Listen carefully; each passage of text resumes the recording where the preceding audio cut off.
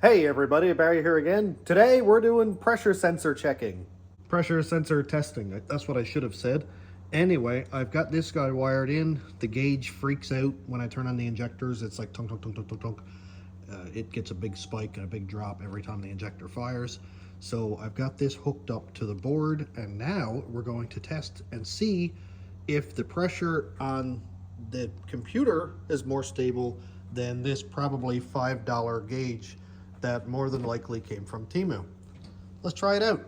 This is probably going to be a little more of a technical video, but it's still part of the process, and I want to share everything I can with you. Okay, I'm going to give you guys the screen so you can see all the numbers. What we're going to be paying attention to is rail pressure right there. I guess we can go commanded percent too. That's not really going to make a big difference, but I'm going to set the pump right here. So I'm going to set the pump on, and now it's, why is the injector, oh, because I have it on. All right, we'll just force that off for now.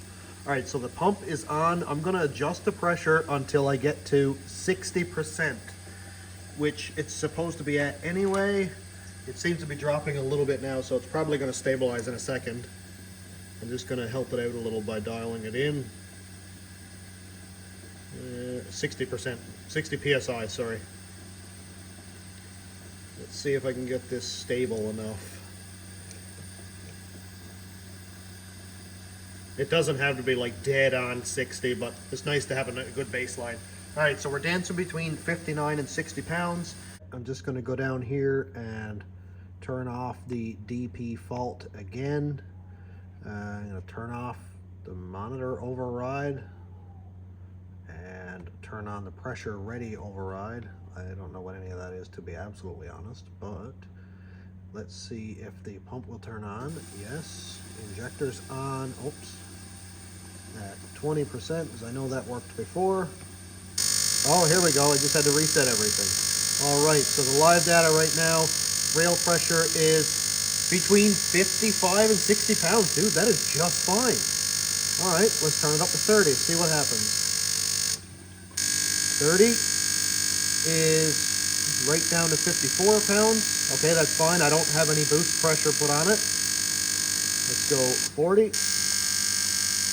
And right here, we are dropping about a PSI for 10%. Dude, this is just fine. It looks way worse. That's 50. Look at that. Beautiful result. I am absolutely fine with that. You know you're going to drop some fuel pressure anyway, with the injectors being open that much, especially all three, but right there it's at 52. Let's just go to 80. Oh, 850, that's a lot. 80, and we're still above 50. So I am just fine with that. That is awesome. Wow. All right, turn that fan off. Let's do one more test while we're here, because this is successful so far. So at 40% duty cycle, I should have 6.02 gallons per hour. I have here a graduated cylinder that's in ounces or milliliters, and to convert, 6 gallons per hour is approximately 378.54 milliliters per minute. If I run this for 30 seconds, let's just go 378.5 divided by 2, 189, so 190 milliliters. Hey, look at that, I got 200. So I'm gonna run this at 40% duty cycle for 30 seconds. I've got rags put over here so it doesn't atomize and kaboom. And hopefully it should be pretty much right on.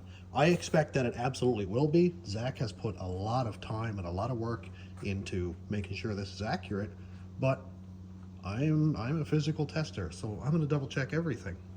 Let's try it out. All right, so what I'm gonna do is do here, go to 40. I'm going to force the pump on, and now I'm going to turn on my timer and hit force on at the same time, and in 30 seconds, we'll be back to check it out. I don't have enough hands to film and do this, so we'll just look at the results after. All right, 30 seconds, that wasn't so long. Just going to turn that pump off and take that rag out of there and go to our graduated cylinder. Please don't tip over. And I'm just going to pour it over here so that I don't pour it over any important electronic components. Probably should have a funnel because I shake a bunch. Ooh, I think we're pretty much there. So we're at 180 milliliters. So we may be 10 mil low, but that is also due to my fuel pressure being lower than it actually needs to be. If we look at it again, now we just did the test a couple of minutes ago, so we're going to be able to see it. But the fuel pressure with the injectors open at 40% duty cycle should be 60 psi, but it is about 5 to 6 psi low. So we're definitely going to get lower flow from having lower pressure. So I think what I'm going to have to do is raise my base pressure from 60 to potentially 65 or 70 pounds, just to make sure that at the highest duty cycle, my base pressure is going to be no lower than 60 psi. This is where I like real world testing, and these are the things you learn, especially knowing that there's going to be a boost on this side pushing on those injectors and lowering the flow rate there. So I'm definitely going to want to run as high fuel pressure as I can get away with for a base within a reasonable amount. That's a little bit of testing done for today. I think it was a great success. What do you guys think? If anybody has any input, any suggestions, comments, questions, concerns, please don't hesitate. I love to hear everything, and I would love to learn whatever I can, especially if you know a little bit more than I do, because I have no doubt that there are people here who know a whole lot more than I do, and I'd love to hear it. Thanks for watching. Bye.